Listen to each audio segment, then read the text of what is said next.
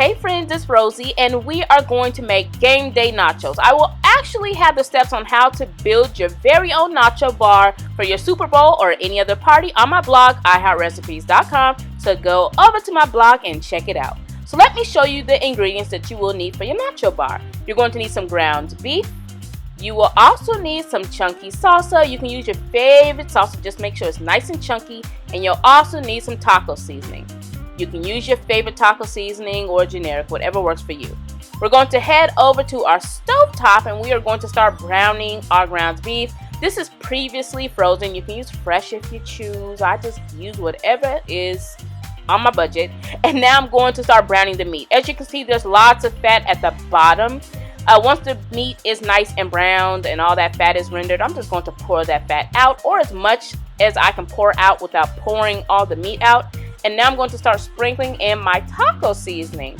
So once the taco seasoning is in there, I'm going to start adding in my salsa as well.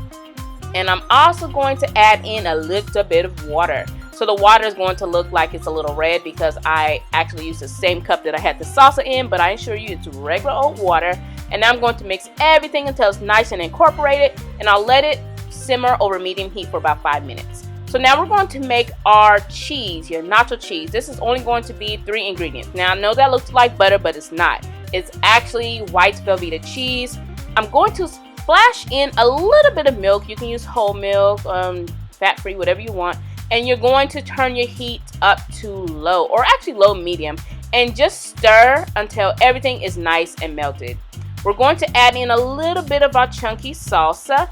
And now we're just going to mix everything until it's well combined. And congratulations, you are done with your nacho cheese. So to keep everything all nice and warm, I actually use my mini crock pots. If you are going to make this for a large crowd, go ahead and use your regular crock pots and just set it on medium or low. Actually warm. Yeah, I'm all confused and all over the place. But yeah, so that's my nacho cheese and my meat.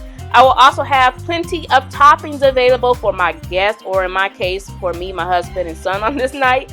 I have onions, yellow onions, green onions, olives, tomatoes, and I'm actually going to add the hot peppers on the side because we all know I'm the only one in the house that eats spicy food. And in the middle of the dish, I'll add my chips. And I also have my salsa and sour cream. And of course, you can add as many toppings and condiments that you want. So to build my nachos, I already have my chips and meat there. I'm going to start adding on the cheese and all the other condiments. So let's see, I'm going to add on my spicy peppers. You can add your tomatoes like I'm doing, my green onions, white or yellow onions, olives. And then I'm going to top everything off with more cheese because you know me, right? True Rosie fashion, I have to add more cheese. I'm using Colby Jack. I'm going to add some more salsa and sour cream. I wish I had guac on hand, but I didn't. But that's it. Thank you so much for watching. Don't forget to follow me on Instagram. I am there. And visit my blog, iHeartRecipes.com.